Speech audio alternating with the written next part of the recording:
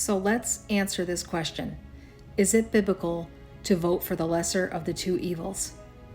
So in this scenario that we're faced with in our nation, we have two bad and undesirable choices.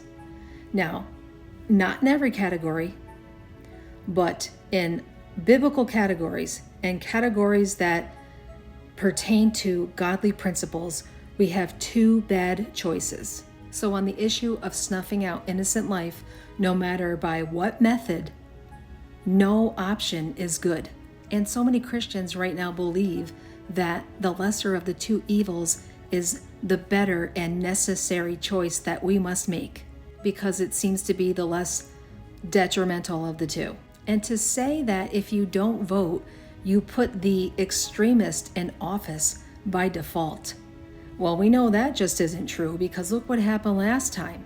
Plus, God is the one that appoints kings and rulers over nations. He always was. Even before we had voting rights, it was God that decided, and he still decides today, because he's the same God, yesterday, today, and forever. He is the sovereign king. But let's look at this from a biblical standpoint rather than opinion. So let's talk about context, because using the phrase, the lesser of the two evils, when it comes to the ruler of a nation, we aren't simply talking about the difference between fast food and a salad. We are talking about moral evil and the less sinful option here. Another question is there such thing as the less sinful option, the lesser moral evil? Not in the eyes of God, there's not. Because in his eyes, evil is evil. And when it comes to moral wickedness and sin, we can look at Matthew 12:35, which says, "A good man out of the good treasure of his heart brings forth good things, and an evil man out of the evil treasures brings forth evil things." And Proverbs 8:13 says, "The fear of the Lord is to hate evil." And then let's look at 3 John 11. "Beloved, do not imitate what is evil, but what is good. He who does good is of God, but he who does evil has not seen God." The fact is, moral evil is transgression, and it's contrary to the character and the holiness of God, and also to his laws. So circumstances that cause harm, injury, and suffering are evil acts, and to support such a thing is a sin.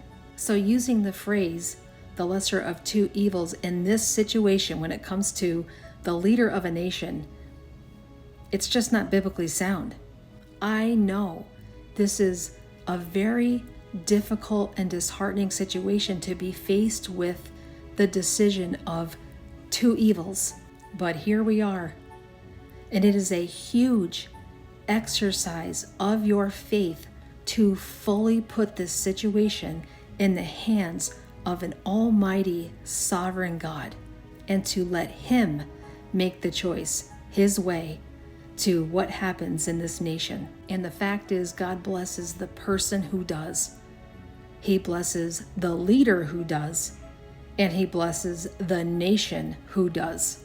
Blessed is the nation whose God is the Lord. He's not your Lord if you approve of these vile acts, and both of them do. Again, maybe on different levels, but nevertheless, it's still moral evil. It's still sin. Do you think God sees a difference between someone who steals a couple of candy bars from a store or somebody's car? It's still theft. It's still sin. It's the same in the eyes of God. Don't forget that God is the one who appointed kings before we had the right to vote. And it is a privilege to have this option. But look at what man has done. Look at the people man has decided to rule over nations. Look at where the world is today. And we must remember that as believers, we are ambassadors of Christ with a moral compass that the rest of the world doesn't have. The truth is, it is never suitable for a Christian to choose the lesser of two evils, even if it does seem like the better choice. We must look at scriptures. 1 Thessalonians 5:22 says, abstain from every form of evil. Wow, that is our answer in a nutshell. Abstain from every kind of evil. 1 Corinthians 10:13 tells us that God is so faithful to offer us a resolution that will never compromise our walk with Him and ever require us to choose moral evil.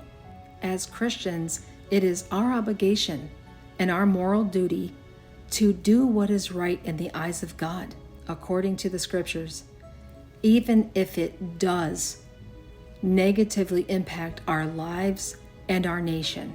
Yes, it's unfortunate, but even if.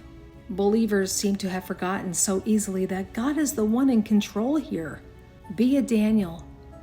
Daniel obeyed God over his earthly king, knowing full well it was going to land him in the lion's den. And what did God do? He blessed him for his decision and saved him. This is the problem. We put our faith and trust in a man to change things, even if there is a little bit of evil attached to him, rather than trust God. Our faith is being tested today, people. Our faith is being tested in the decisions that we have to make in this hour. These issues require a lot of prayer and discernment and fulfilling the will of God in every aspect of our lives. Romans 14:23 says, whatever is not from faith is sin. These issues require us to diligently seek the Lord and fulfill His will in all aspects of our lives. And Romans 14:23 says, whatever is not from faith is a sin. Matthew 5:21 through 22 says, you have heard that it was said to those of old, you shall not murder, and whoever murders will be in danger of the judgment. Matthew 15:6 through 9, thus you have made the commandment of God of no effect by your traditions. Hypocrites.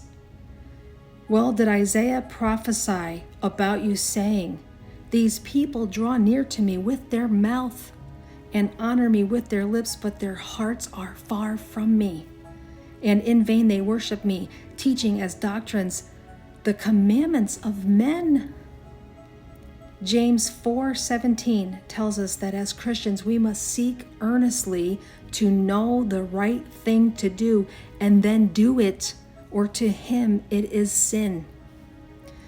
So according to the scriptures, we know the answer, that if we choose one moral evil over another, we are not excused from the violation of breaking God's commands. There are no scriptural exceptions for moral evil and these vile acts.